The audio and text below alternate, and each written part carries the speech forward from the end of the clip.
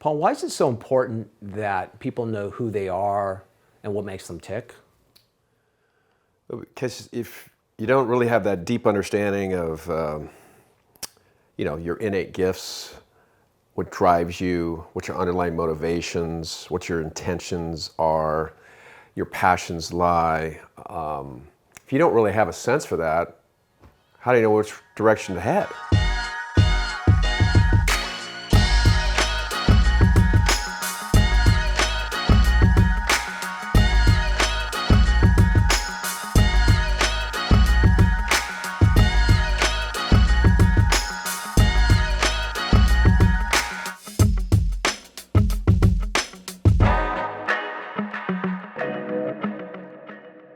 There's a story of a female soccer player from Brazil. Her name's Marta. Marta is often known as the queen of soccer.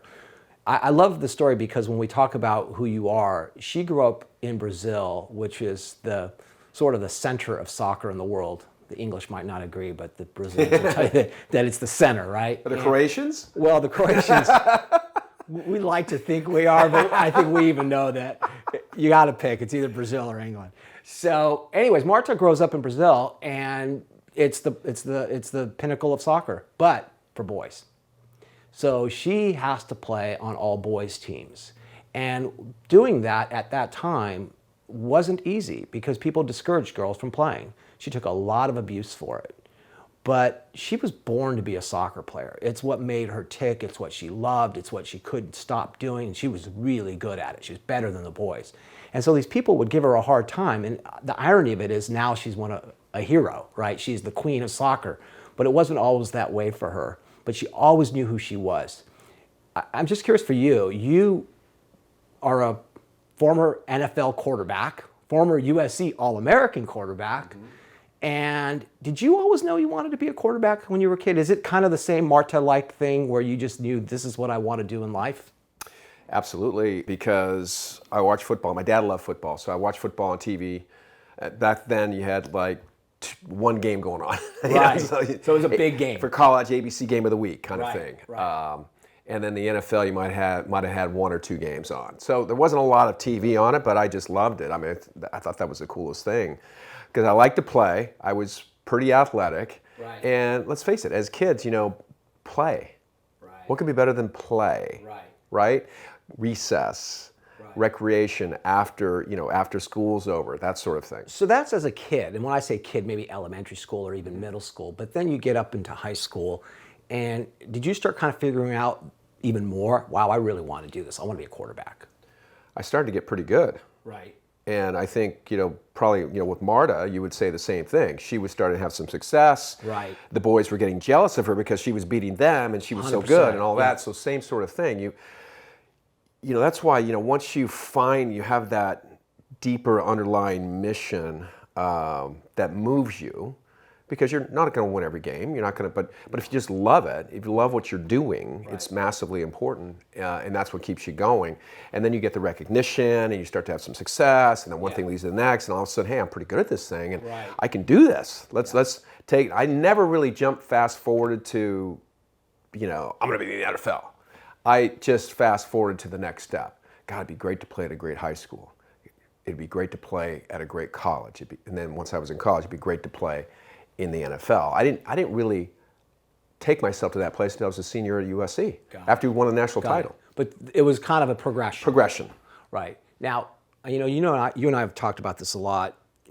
You and Marta are rare human beings in the sense that 15, 16, 17, 18, and even older year-olds, they don't really have any idea what they want to do in life. What about people who don't have it figured out? What do they do? Because it's when you're a young person, it's not like you're going to know with absolute certainty that I'm going to be an architect or whatever.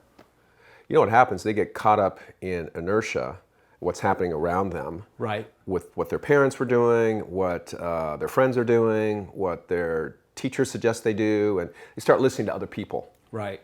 And you just get going and moving in a direction, right? Right. Happens so often.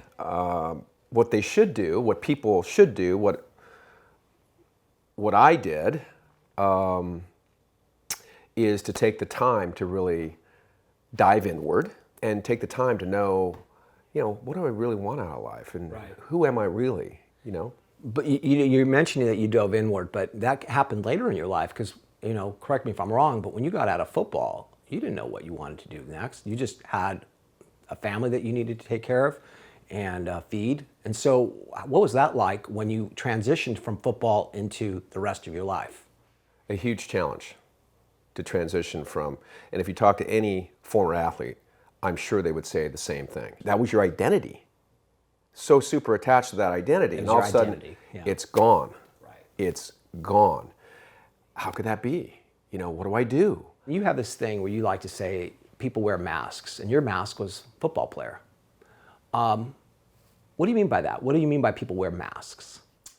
There's several interpretations of wearing a mask. I think the biggest one is pretending, and not being a kind of protective Right. shield, and Right. and not being transparent with other people. Right. Which means you're being vulnerable with other people. Right. And people don't want to kind of go there because for fear. Well, what would the other person think Right. if they knew that this happened to me in my life, or whatever Right. issue I had, or and that's one version Yeah. of a mask. And a mask could be an identity. Right. Yeah, this is I've got, here I am. I'm a business executive. I got it all buttoned up. I got it all figured out. I put my suit on every day. This is what it looks like. I got a kick-ass business executive. Smart. I never make a poor decision. All this stuff, right. whatever that looks like Right. in their mind, instead of being a human being, right? And that's what I mean by the mask. And so take the mask off. It's okay. We make mistakes, we fail, and we have successes, and it's okay. And it's all part of the process of growing. Right. So when you finished football, you went into the corporate world, the business world, and you did well. You were successful, but you weren't happy. And so when you came to that realization, first of all, what was it? What did you figure out about being a salesperson in the business world that you didn't like? I was focused on the wrong things. Our society places so much value on the numbers, right, and the monetary end of story. Right. How much money did you make? How much is in your bank account? How much sales did you? What's the company doing? What's the revenue for the company? All those things, and that's how we're measured in business. And I didn't really dig that. What did you do? What did you do? Did you quit your job? How did you respond to kind of not liking what you were doing for a living? I went to Indian Wells. Right. About a decade ago, 11 years ago, because I had reached a point in my career in the real estate industry where I, again, wasn't happy, and so that was manifesting itself in negative ways. Right. It was all part of the culture. You go out and you entertain and so forth and so on. Too much drinking, too many late nights, not getting enough rest, just not what I should be doing, not who I was, right? Right. So I knew that intuitively deep down. And so I decided I was going to take a personal retreat and get out of town by myself. That was a funny conversation I had with my wife, Allison. Yeah. It's like, what? You going on? It sounds like a vacation to me. You want a vacation without me and without the family? I go, yes, and it's not really a vacation. I'm going to work and work on myself. Right. Work on myself, understanding who I am, and all of those important questions that we all need to ask ourselves, like, who do I want to become, and why am I here, and what's really important to me. So that was the trip I took. Right. And out of that trip, I really discovered what was important to me. And it wasn't numbers. It wasn't being the top sales guy, which would allow me to make money. It was about people. Right. And my desire to help others, Right. and to be there for them, and to get to know them, and bond with them, connect with them. That was it. And so I shifted my perspective on how I did my job. I didn't have to change jobs to do something completely differently. I just shifted what I was focusing on and what the underlying motivation was for why I got up in the morning and went to work and did what I did. Right. So you went from, okay, this is a job that's only about the numbers, to a job that's about the relationships. Yes, correct. And yeah, and I know that about you. I've been at meetings with you, and oftentimes the subject at hand almost doesn't even get discussed.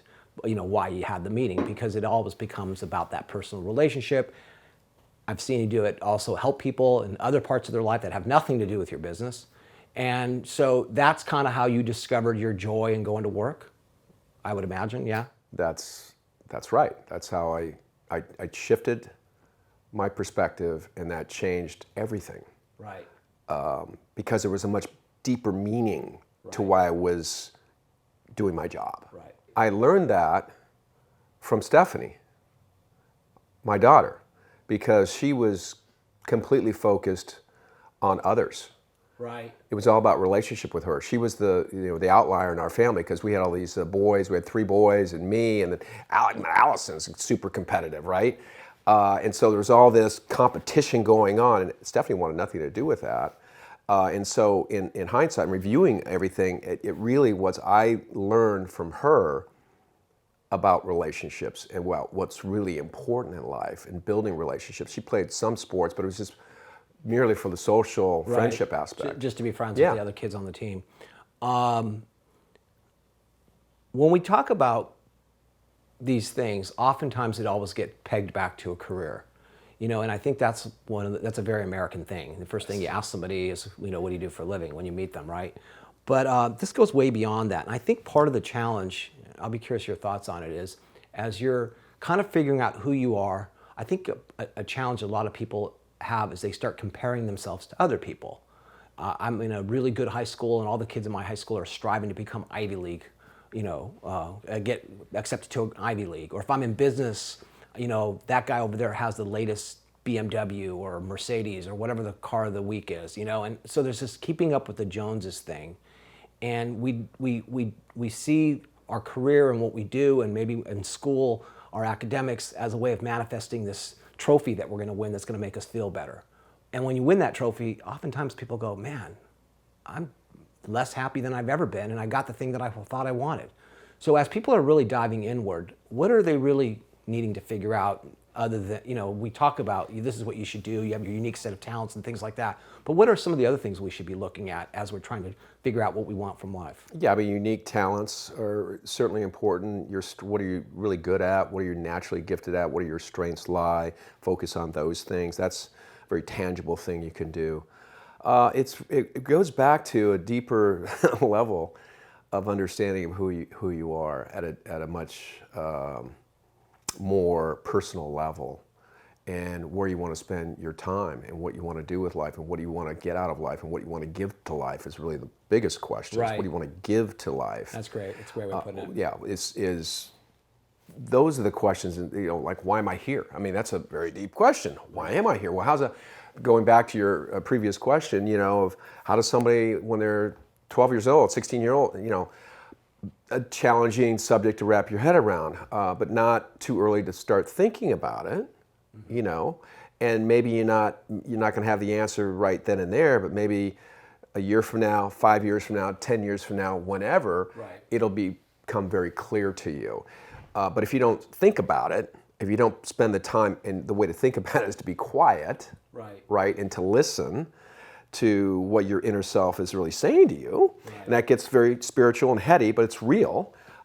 If you just want to look at it as speaking from the heart, that's something somebody can relate to more easily, and that's what people should do. Listen to their heart.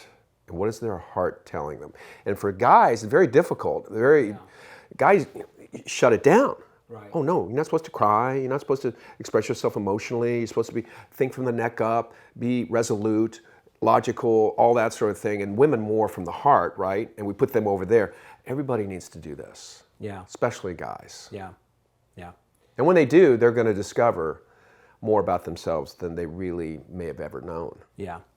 I think that's huge, is really going inward and figuring what you want from life and who you want to do it with and how you want to do it, and not so much worry about what the guy next door is doing, because he has a completely different life, or the lady on the other side of you, and then they have their own way of approaching life. They're all great. And they're all great. They're all great. That's right. There's no judgment. No judgment at all on anybody, and everyone's on their own path, Jack. Everyone is on their own path. You got 8 billion people on the planet. everyone is on their own path. So allow them to be on their path, because you can't change it anyway. They're gonna have to do it themselves. You might throw something out there to make a suggestion, but they've got to do the heavy lifting, if you will, the inner work, more importantly, to really get there and understand what that path is. Yep.